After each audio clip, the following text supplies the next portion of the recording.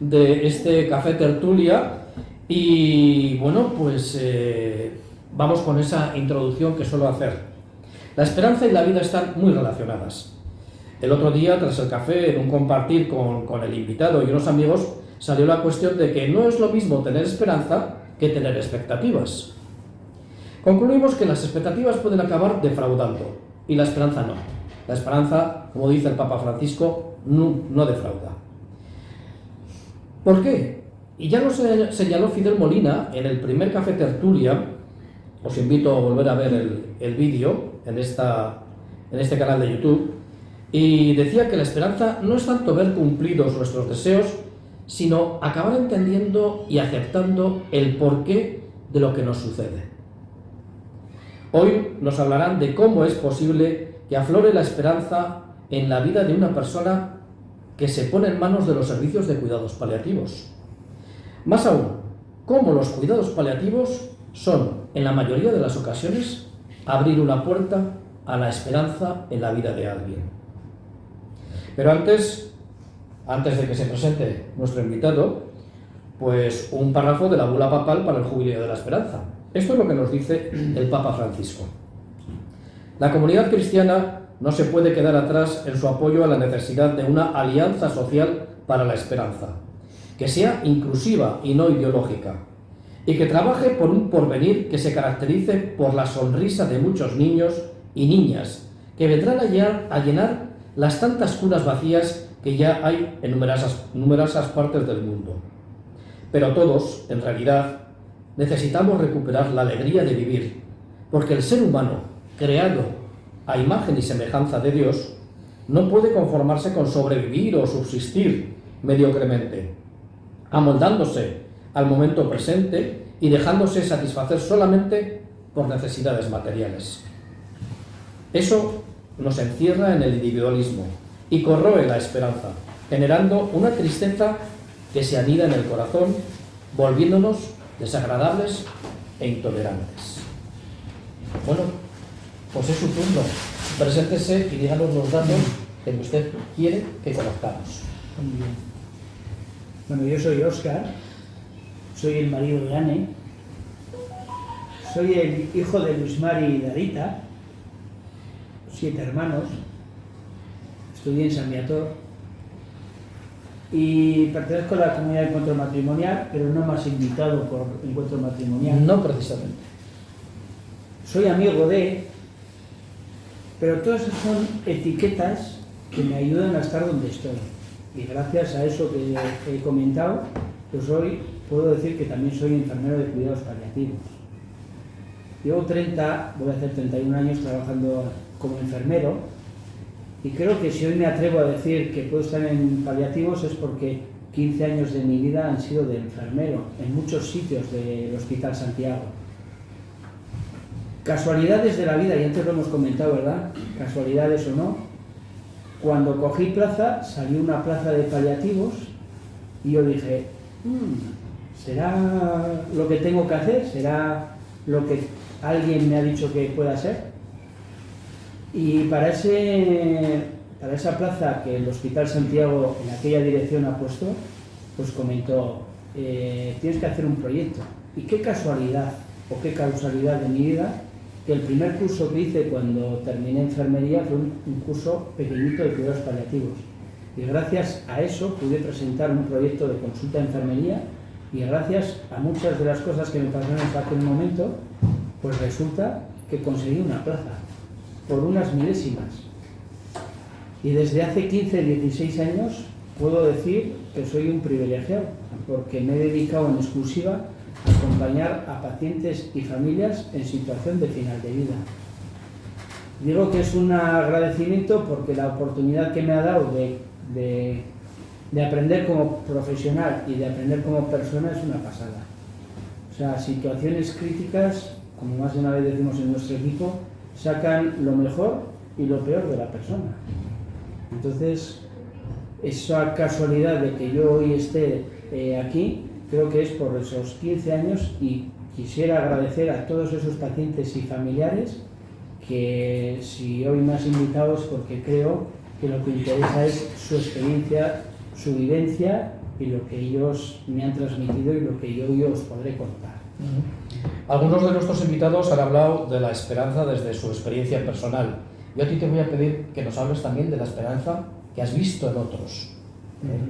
¿Cómo es posible que desde el servicio de cuidados paliativos hayáis llegado a ver cómo nace la esperanza en personas, bueno, que tienen el fin de su vida muy cerca? Bueno, eso de la esperanza es algo tan atractivo como cuando vas a donde un paciente que le acaban de decir que tiene un diagnóstico que no tiene cura y tú estás intentando explorar después de que le hayan dado ese bombazo o esa información, y es impresionante cómo cada paciente, cómo cada situación, cómo descubres que él mismo sin querer tiene su propia esperanza. Hay una esperanza que dicen, porque me imagino que cuando vais todos a un hospital, ¿a qué vamos? Vamos a que nos curen, ¿verdad? Buscamos ante enfermedades y ante patologías que nos curen. Pero hay una segunda esperanza, que es la esperanza de que, bueno, es cierto que igual hay patologías y problemas porque os voy a dar una mala noticia, no sé si sabéis que todos nos vamos a morir. No sé si lo sabéis, pero ahí está. Y dicen que hay como 4 maneras de llegar a ese final, ¿no? Una es algo de repentino, he tenido un accidente, he tenido algo y pumba, ¿no? Pero si contamos las otras 3 maneras que hay de fallecer, son con enfermedades. Y fijaros lo que es la vida, que nos da toda una vida para decirnos, oye, a ver qué hacemos con ella, porque podemos tener una enfermedad.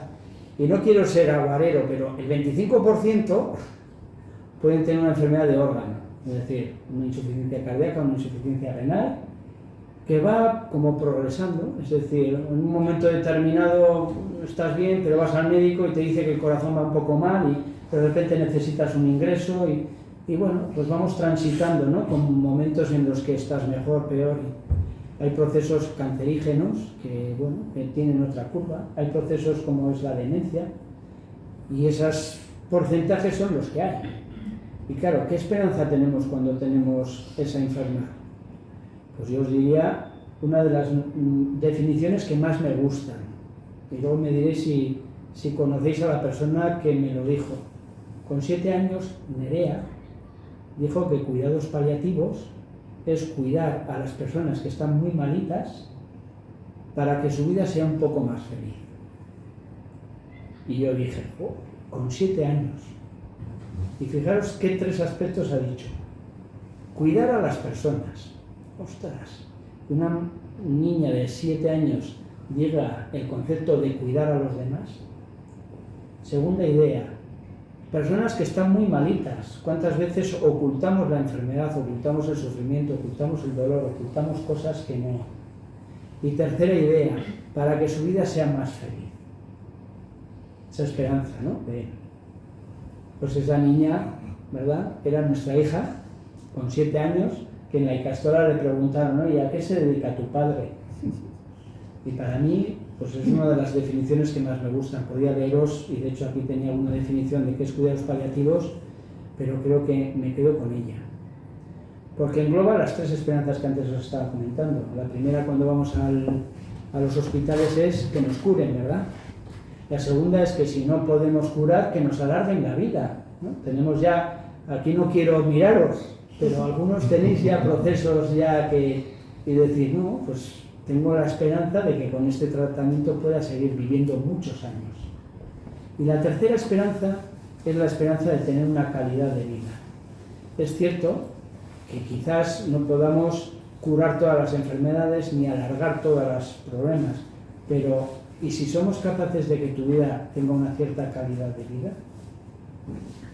Entonces, bueno, eso es un poco la esperanza que me comentabas. La segunda esperanza que yo creo es que indiscutiblemente en nuestra vida hay sufrimientos. Y hay un sufrimiento evitable.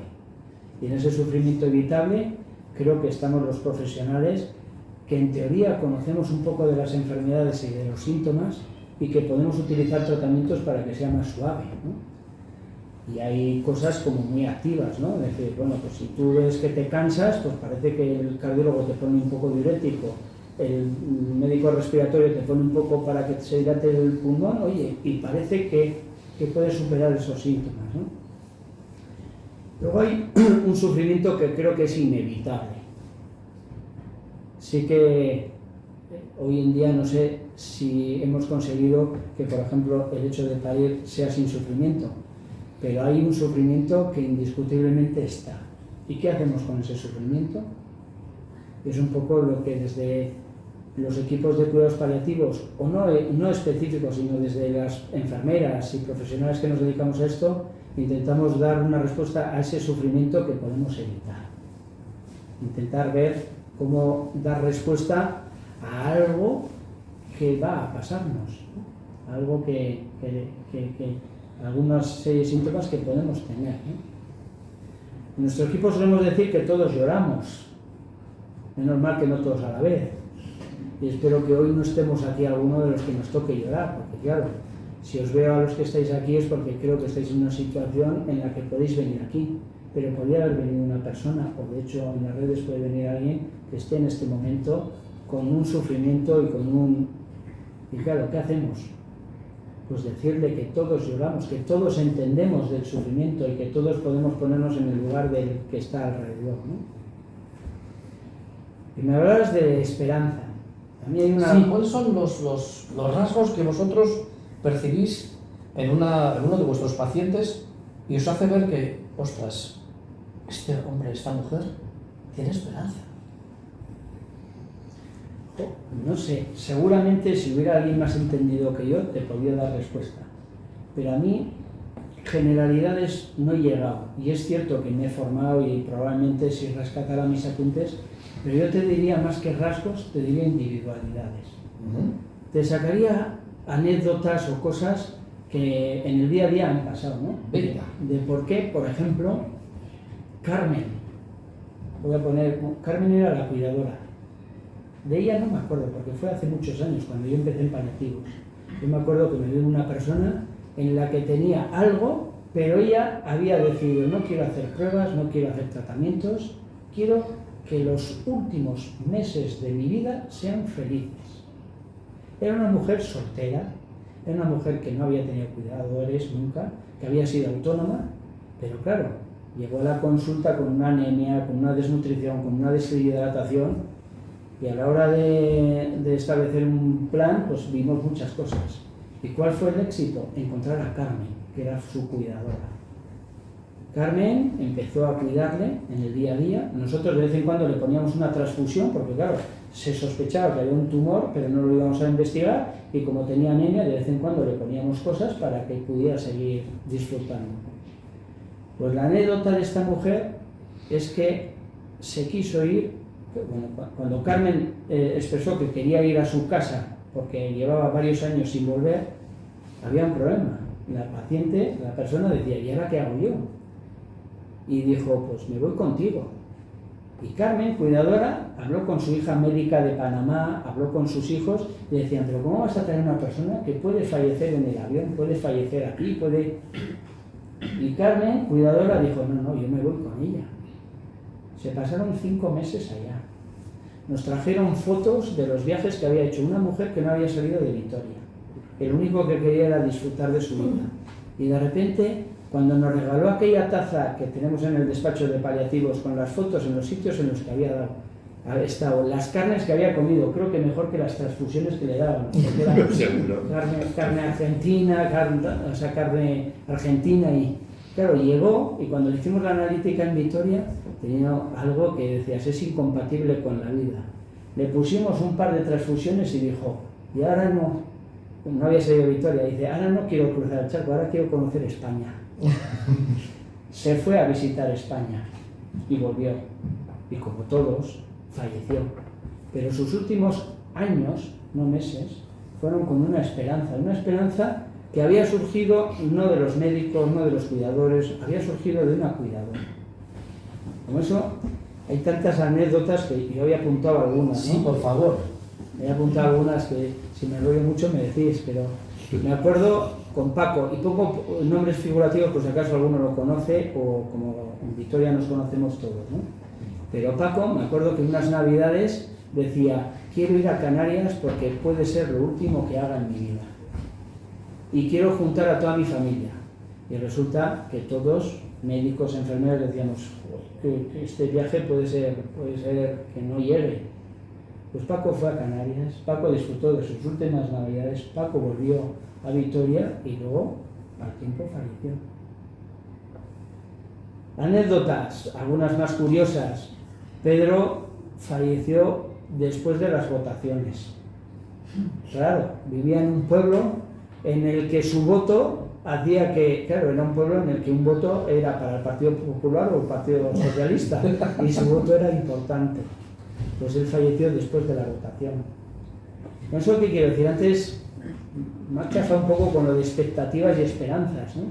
Porque yo en mi día a día hay veces que cuando vas donde alguien preguntas sus expectativas y yo entendía que eran esperanzas, ¿no?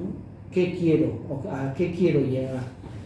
Y hay gente que tiene sus expectativas como decir, el Alavés pudo terminar, como le pasó a Marcos, y me invento los nombres, que falleció cuando subió el Alavés a primera.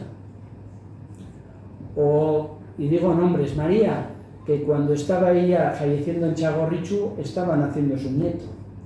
Yo no sé si son casualidades o si son cosas que pasan, no sé si son esperanzas o son expectativas, pero hay cosas que y luego ya son cosas más livianas, ¿no? Gente que dice, pues mira, quisiera ver el bautizo de las bodas de oro, no sé, una serie de acontecimientos que, claro, si trajéramos a entendidos de la materia dirían, estos son el pacto que decía Kubler-Ross, ¿no? Hasta que, o no, ya hemos aceptado que hay enfermedades que podemos no curar, pero ¿y si me dejas unos meses más? ¿Y si me dejas unos años más? ¿Y si me dejas, no? Óscar, la última pregunta que te voy a decir para el vídeo que grabamos es, ¿las experiencias de estas personas nos sirven a los que no estamos en una situación como la de ellos? Te voy a decir como los buenos políticos, sí y no. Pues ahora explícame el por qué sí y por qué no. Te voy a matizar. Yo te voy a hablar de mí personalmente. Yo cada vez que entro en una habitación, hoy mismamente he entrado a varias habitaciones en las que la experiencia que me han contado me sirve para saber, para entender, pero es una experiencia que quizás no pueda traspasar a los demás. A ver si lo explico un poco mejor con un autor. Hay un autor que los que nos dedicamos a paliativos nos gusta y si tenéis oportunidades de leer algo de él, Ramón Vallés, habla de que esto del enfermar puede tener como dos conceptos.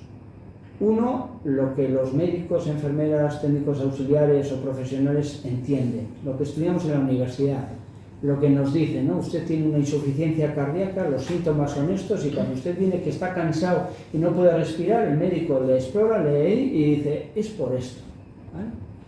Y eso es una parte que decimos la parte común, la parte científica, la parte que se estudia.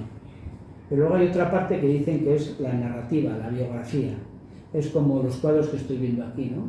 Si tú ves un cuadro, dices, a mí me sugiere esto, pero no, igual no es lo mismo que le sugirió al autor. O si lo vemos todos y decimos qué quería decir el autor de este cuadro, cada uno diremos nuestra historia.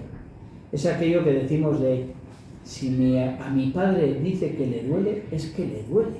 O sea, hazle caso. Si mi padre dice que tiene un dolor 6, que ahora ponemos número, hazle caso porque nunca se ha quejado. O aquello que te dicen, ¿y si fuera tu madre, qué harías? Esas preguntas que hacen que las biografías de cada persona, de que por qué ante las mismas patologías, mismos procesos, unos digas han ido así, otros han ido así. Y según este autor, las dos partes, la científica y la narrativa, la biografía, la historia, pueden explicar un poco lo que es un proceso de enfermar. Las dos son importantes, pero las dos son insuficientes.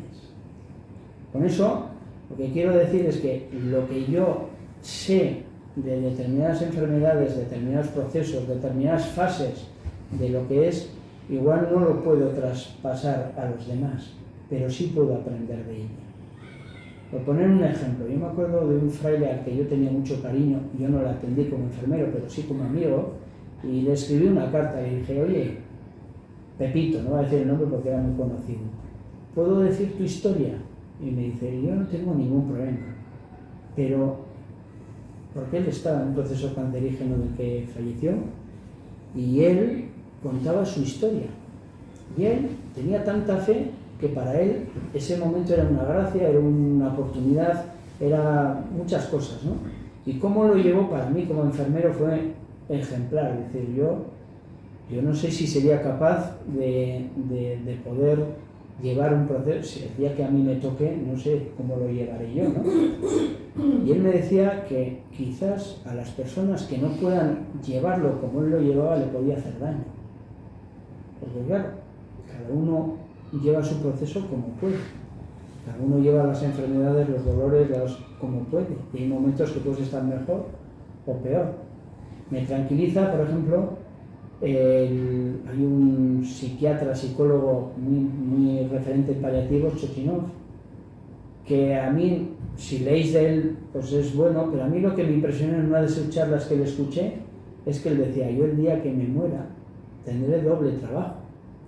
Uno, morirme, porque va a ser la primera vez que lo haga, y dos, hacerlo bien, porque claro, los que nos dedicamos a paliativos decimos esto de bien vivir, de bien morir, todo es fácil, ¿no? Y a veces no es tan fácil. Para mí, que un referente me pueda decir que somos humanos y como hay, ¿no? Si escuchamos autores de aquí, más de aquí, ¿no? Hay referentes en cómo planificar decisiones. Y dices tú, bueno, para planificar decisiones hay dos conceptos. Uno, el de la autonomía, de que yo pueda decidir, y otro, el de la confianza. Y para mí uno de los ejemplos es aquel que dijo, si puedes de mí, quita este cáliz, pero después dijo, haz de mí, o hagas en mí tu voluntad. Pues esa confianza de dejarte llevar en los procesos que hay, ese naturalizar que la vida es algo, o sea, que la muerte es algo que está ahí, y que no tendríamos que esperar a ese momento, sino que tenemos una vida para disfrutar, para estar. Hoy estamos aquí. Hoy a la mañana, una de las pacientes con la que he estado, su única esperanza era la de decir, hoy. Porque yo todos los días que paso le digo, ¿qué? ¿Lo sigues viendo negro? Y dice, lo veo muy negro. Con la información que le habían dado, decía, lo veo muy negro. Pero a mí lo que me está sujetando y lo que me está, pues resulta que es que cada día está un poquito mejor. Pero ella no quiere lanzar las campanas al vuelo porque conoce verdaderamente su problema. Pero está situada en que igual es cierto. Hay veces que en paliativos decimos, prepárate a lo peor, pero desea y espera lo mejor. ¿Y por qué no puede ser lo mejor? Bueno, pues hasta aquí va a llegar la primera parte, pero antes, ¿no? Ahora nos queda la mejor parte a los que estamos aquí. Por eso, si tú quieres acudir a esta segunda parte, yo te invito que acudas a la próxima sesión. Luego anuncio cuál. Pero ha llegado este momento en el que yo os impongo, porque os lo había ganado, la estola de los testigos de la esperanza. Está bien.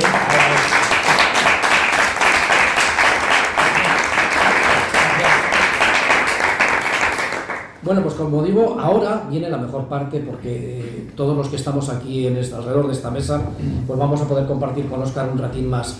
Pero tendremos más oportunidades. Estos cafés tertulia se van a ir haciendo a lo largo de todo este año. El próximo día 10 de abril, jueves, a las 7 de la tarde, y la invitada será la doctora Merche Maiztegui. Ella también nos va a hablar cómo en el mundo sanitario, pero en otro ámbito, también ella es testigo de cómo la esperanza aflora en la vida de otras personas. Muchas gracias, les espero y como siempre ya saben, cuídense y no pierdan la esperanza.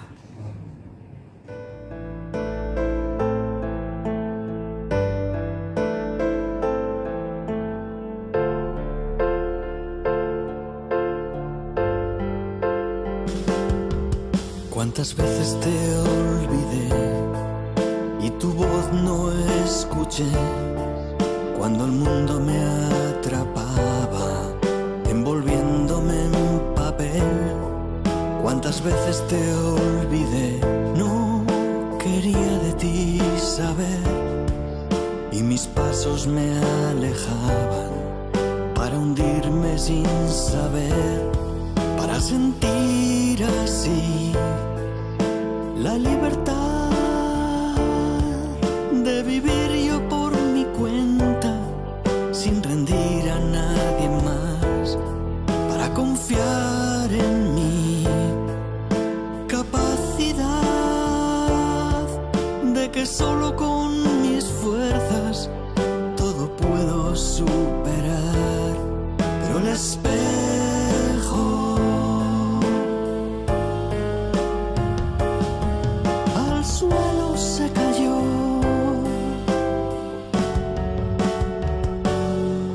y mi vida hecha añicos fuiste tú quien recogió.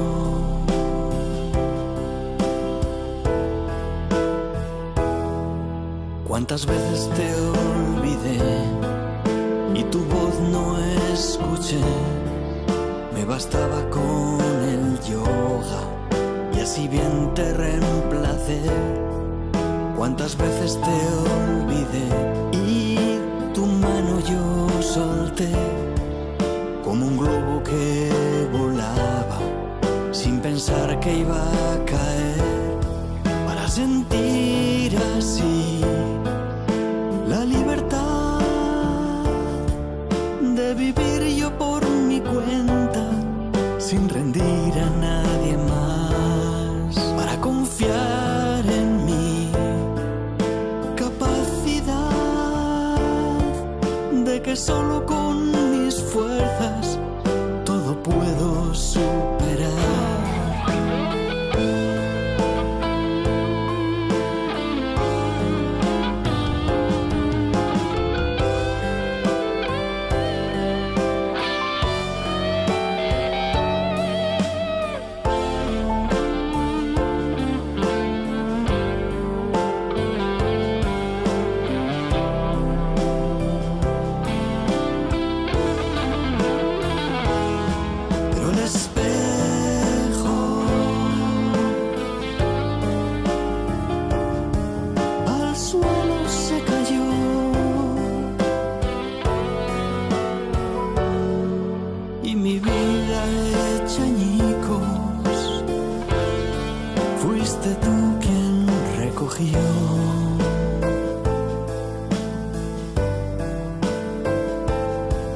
Y mi vida hecha añicos, fuiste tú quien recogió.